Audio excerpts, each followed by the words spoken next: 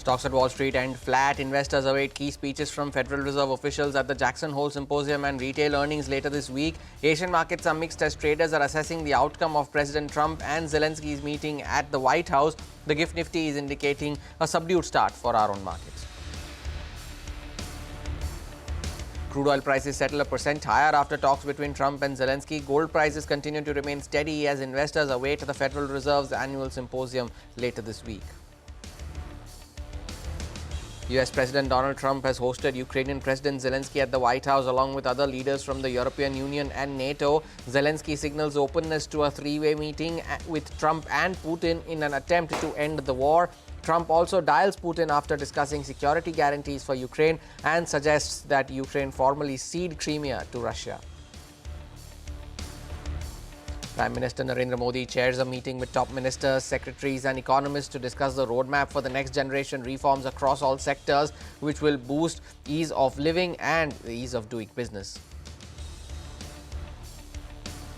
And heavy rains continue to batter Mumbai. The IMD has issued a red alert until 10 a.m. Schools and colleges remain closed in the city, Thane, Mira Bhayandar, Panvel, Kalyan and Dombivli for the day.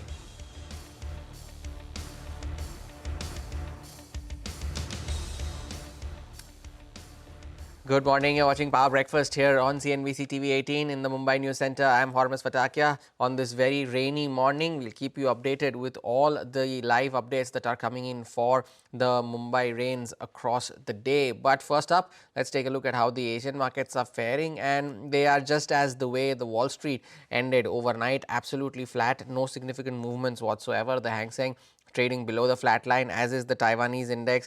The Kospi 2 down 0.3%. The Shanghai is up 0.3%. So there is no significant price action in a lot of these Asian indices.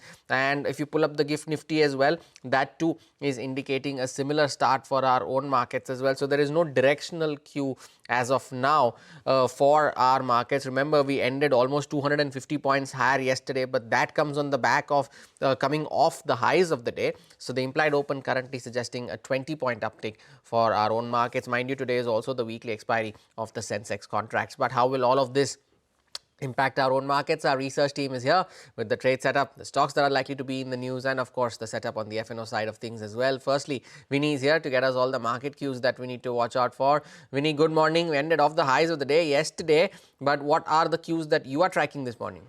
Hi, Urmas. Good morning. So, yes, obviously ended off the highest point as of now. But in terms of, let's start with the global market and US market. That closed a bit mixed in yesterday's trading session. Everyone's keeping an eye out on, the commentary that could come in from the Fed side, from the Jackson Hole Symposium. Other than that, earnings of some of these big retailers in the US are still left. So, Target, Walmart, Home Depot. That will give us some indication in terms of retailers in India as well.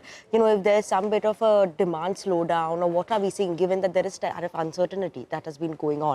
Now, obviously, other than that, some news came in for Intel, where SoftBank will be investing around $2 billion into Intel. That is important. And after that, we saw that Intel stock price in the US were buzzing as well. So, important update there.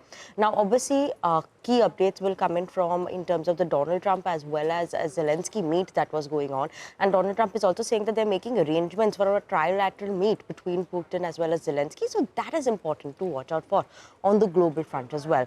FIIs in yesterday's trading sessions were buyers of around 550 crores. DIIs also net buyers of around 4,130 crore rupees. Important listing that we're keeping an eye out on today. We have Bluestone Jewelry that will be listing today. So IPO debutant coming in there. And for IPOs open for subscription today, Vikram Solar, Gem Aromatics, Shriji Shipping Global as well as Patel Retail are important subscriptions that are opening today. Other than that, keep an eye out on updates that come in from the SEBI, as they have proposed a new 5-slab framework for IPOs that are by cutting the minimum public offer size, easing of some shareholding norms, and this is mainly for companies or issuers over 50,000 crores. So mega cap listings, if they're coming out, this is some change or proposed changes that one could be looking at. Now, obviously, Chinese foreign minister is also here, so any key updates that come in furthermore, because he's meeting Prime Minister Modi today, so that will be important to watch out for. And in recent listings, we have a couple of earnings that are coming in, Aditya Infotech as well as G&G Electronics, so that could be in focus. As of now, a muted start to a slight bit of a positive bias is what we're watching out for the Nifty implied open. Muted start indeed. Vinny, thank you for that update. Over to Vamakshi now, who would list out the stocks that you need to watch out for today. Vamakshi, good morning. What's on your list? Good morning, Hormaz. Let me first start off with Reliance Industries. Reliance Consumer Products has forayed into health functional beverages by acquiring majority stake in a JV with Nature Edge Beverages. Hindustan Zinc is the next counter that we'll be watching out for. They've approved setting up 10 MTPA tailings reprocessing plant worth almost 3,823 crores. Keep in mind that this plant aims to recover metal from the tailing dumps. Vodafone Idea's management, had some comments on AGR as well as funding in its earnings con call, and they said that they've requested the government that the matter of AGR be resolved earlier than March, and the funding could be for a lesser amount as compared to the earlier announcement of 25,000 crores that they had made. Vodafone, the board is expected to meet to consider second interim dividend on August 21st. ONGC will also be in focus because ONGC Energy Center Trust and Engineers India have signed an agreement for helium recovery demonstration plant in Tamil Nadu. Power Grid also on our radar because the wholly owned subsidiary has commissioned a project with effect from the 4th of August. Trent also on our radar because Burnt Toast, which is a fashion label from Trent, has opened its first ever store in Surat, Gujarat. And lastly, keep an eye out on GMR Airports because the board meeting is scheduled on August 21st to consider fundraising of almost 5,000 crores via QIP as well as some other routes. Interesting names, Vamakshi. Thank you for that. Over to Sudarshan now, who will list out the FNO setup for the day. Sudarshan, good morning. We did cross 25,000 yesterday, but as has been a familiar script, could not hold on to it. Good morning, Harmas. So it was a great start to the week. We did lose some gains, but good part was that it has forced FIs to buy on the higher side. And that will be reflecting the flows also because yesterday we saw after continued selling by FIs, yesterday FIs have turned net buyers and they have bought more than rupees 500 crore in the cash market. And the similar trend was seen in DIs also. They have bought more than rupees 4,100 crore. As far as GIFT Nifty is concerned, it's indicating a flat start after blockbuster Monday that we saw yesterday. In the index futures too, we saw FIs buying more than rupees 2,100 crore and they have added long positions of more than 2,400 contracts. At the same time, they have reduced short positions of more than 9,000 contracts. Now, FI long exposure remains at the low level, but again, it has increased from previous day. Now, currently, it stands at 10%.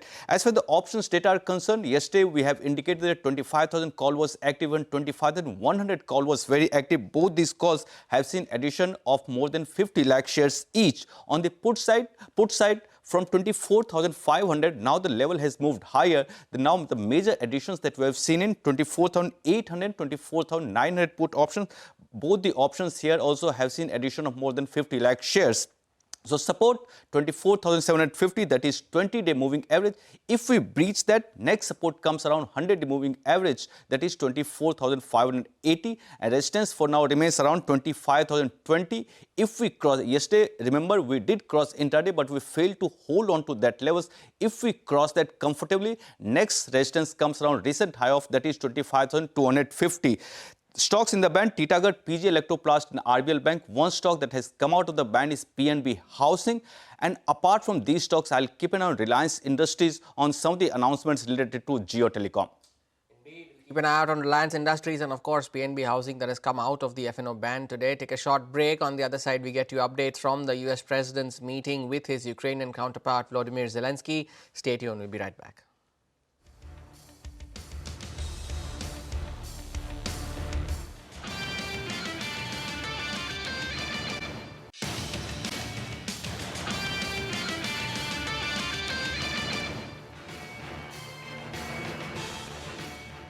Welcome back. The latest on the Russia-Ukraine front. US President Donald Trump said that he had spoken to Russian leader Vladimir Putin to begin making plans for a summit with Ukrainian President Volodymyr Zelensky following a meeting on Monday with European leaders as the White House seeks to broker a peace deal to end this 3-year-long war. Monday's meeting at the White House included German Chancellor Friedrich Merz, French President Emmanuel Macron, UK Prime Minister Keir Starmer, Italian Prime Minister Giorgia Meloni, European Commission President Ursula von der Leyen, and all of them were involved in the call to Vladimir Putin. Trump also said that he had instructed top aides to work to set up a trilateral meeting with all the three presidents to follow a one-on-one summit between Putin and Zelensky. Listen in. We're going to have a meeting. I think if everything works out well today, we'll have a trilat. and I think there will be a reasonable chance of ending the war when we do that. And, is this the end of the road for American support for Ukraine? Is today's meeting deal or no deal? I can never say that. It's never the end of the road. People are being killed, and we want to stop that. So I would not say it's the end of the road. No, I think we have a good chance of doing it. Let us also now listen to what the Ukrainian President Zelensky had to say with regards to this trilateral meeting. We just confirmed after this productive meeting with the President and then with all our colleagues, with the partners, we confirmed that we are ready for a trilateral meeting. And if Russia proposed to President of the United States bilateral, and then we will see the result of bilateral, and then it can be the trilateral. So I said always, so Ukraine will never stop on the way to peace, and we are ready for any kind of formats, but on the level of leaders.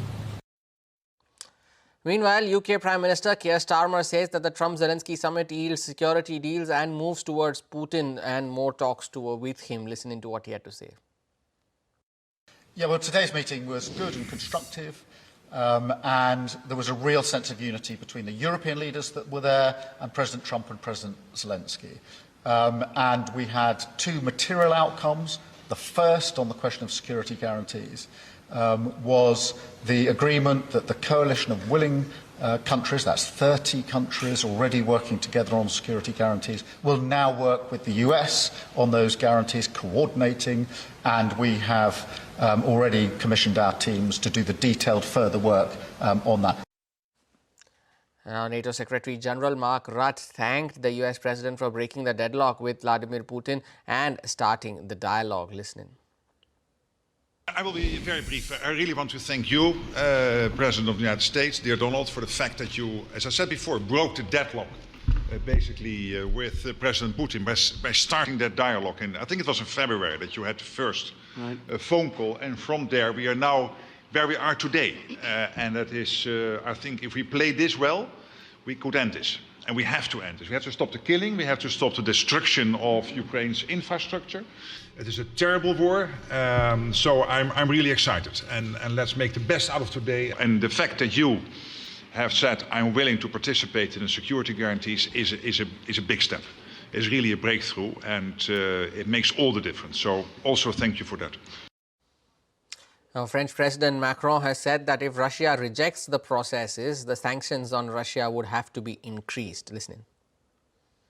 Président Trump croit dans sa capacité à obtenir un accord, croit aussi que le président Poutine souhaite un tel accord de paix. Et moi, je m'en félicite et je veux le croire après les réunions qu'ils ont eues. Mais enfin, si ce processus était refusé, nous sommes aussi tous d'accord pour dire qu'il faudra augmenter les sanctions et en tout cas avoir une posture qui mette plus de pression sur la partie russe pour revenir sur le terrain des négociations. On the other side, Russian President Vladimir Putin has dialed Prime Minister Narendra Modi to share his assessment of the Alaska summit with Donald Trump, where Prime Minister Modi underlined India's stance, calling for a peaceful resolution, and reiterated India's support for all efforts in this regard. The two leaders also discussed issues on bilateral cooperation. Now, this is the second phone call between both leaders in the last 2 weeks. Now, External Affairs Minister S. Jaishankar will also be travelling to Moscow tomorrow, that is the 20th of August. He will be engaging in high-level talks with Russian Foreign Minister Sergei Lavrov. The visit is meant to prepare the ground for the proposed visit by President Vladimir Putin to India later this year. Putin has not visited India since the war in Ukraine began more than 3 years ago.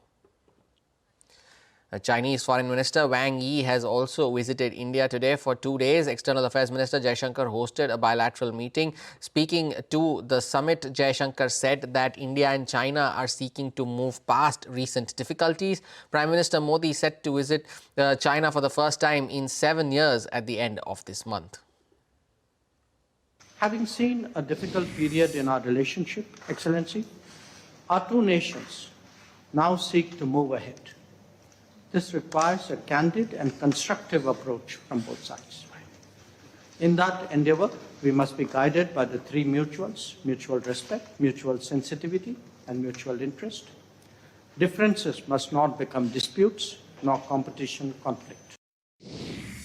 We should firm up confidence to dispel interference, expand cooperation, and to further consolidate the momentum of improvement and development of China-India relations so that while pursuing our respective rejuvenation, we can contribute to each other's success and provide the most needed certainty and stability to Asia and the world. Take a short break. Cues from the commodities market on the other side. Stay tuned.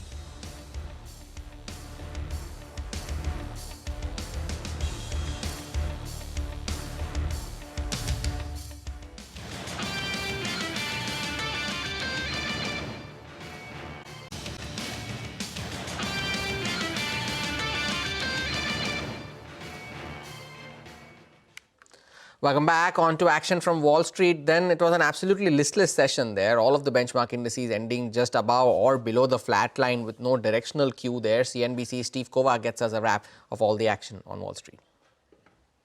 Markets were basically flat across the major indexes in Monday's trading as Wall Street waits on key retail earnings this week, along with an annual speech from Fed Chair Jerome Powell. The Dow lost 34 points, the S&P 500 was down by just 1 point, and the tech-heavy Nasdaq gained 7 points. Drug maker Novo Nordisk announced a new deal Monday for Ozempic patients who pay cash. People in the United States can now get the popular diabetes drug for more than half off the normal price at $499 per month. It will be offered through the drug's official website, the company's patient assistance program, and its recently launched direct-to-consumer online pharmacy. GoodRx will also offer Ozempic and its weight loss counterpart Wegovy for the same price, making the discounts available at more than 70,000 pharmacies nationwide. Home builder sentiment unexpectedly soured in August. The measure for confidence of residential construction firms slipped to the lowest level since December of 2022. 1/3 of the firms reported price cuts, and roughly 2/3 say they offered incentives to lure in potential buyers who have been sidelined by high mortgage rates and economic uncertainty. That's what's happening here in the U.S. Back to you, Mumbai. Now, Moody's Analytics' Mark Zandi believes that the U.S. economy is headed towards a recession and does not expect a pickup anytime soon. Listen to what he said. Yeah, I think recession risks are really high. I think the key here is jobs. I think that's the right place to focus. And of course, with the recent data, we see job growth has come to a virtual standstill. And I don't see any reason why we'll see any pickup here anytime soon. So, if we start getting some negative job numbers, which I think are really very, very possible, that would be a clear indication of recession. The SOMS rule is around the unemployment rate, Carl. If it increases more than about 0.5 point on a 3-month moving average, that historically has signaled recession. Interestingly, that may not be quite as telling this go around because unemployment may not be the indicator to watch because of the weak labor force given immigration policy and some other things. We may not see unemployment rise to the degree that we have historically, belying the weakness in the economy, but nonetheless. So the SOMS rule may actually not be the indicator to watch, but everything else strongly suggests that the economy is in trouble here. Right. Not very encouraging words there from Mark Zandi, but Manisha Gupta now joins in with all the updates from the commodity space. Manisha, good morning. What's on your radar today? Thank you for that, Hormuz. I'm looking at the crude oil prices. We've seen 1% of gains overnight, but it seems to be trading quite edgy right now with the kind of statements that we see coming in from U.S., where the U.S. president met Ukraine and Ukraine president and various other European leaders as well. The latest that we know is that a U.S., Russia, Ukraine trilateral meeting could be in the coming. And if that does ratchet down any tensions and remove threat of secondary tariffs, then we could look at the crude oil prices coming off. Markets, in any case, have been trading slightly weaker because of the increase in output from OPEC and allies. But then you will also have to watch out for the impact of statement from the White House advisor Peter Navarro criticizing India of purchasing Russian oil. So it's all over the place. And in the meanwhile, the crude oil price is stuck between all of that. But I do want to talk about cotton as well, because remember, these prices have been trading higher. And now with the latest notification suggesting that the 11% import duty on raw cotton will be removed from 19th August to 30th September. It's basically 42 days, but the markets do believe that, one, this would be supportive. And second, perhaps we could be looking at tariffs coming off by 30th of September. So it's a very, it's basically reading between the lines that while it's a temporary relief, but that also means that we are trying to tide off the difficult time right now. Read between the lines is the order of the day, right? Manisha, thank you for that update from the commodity space. Well, Mumbai continues to face torrential rains leading to heavy waterlogging, disruptions to transport and delays in flights. Now, the IMD has issued a red alert for the city with a forecast of heavy to very heavy rainfall at a few places and extremely heavy showers at isolated locations across the city in Thane and in Raigad. Now, a holiday is declared for all schools and colleges in Mumbai, Thane and other areas for the rest of the day.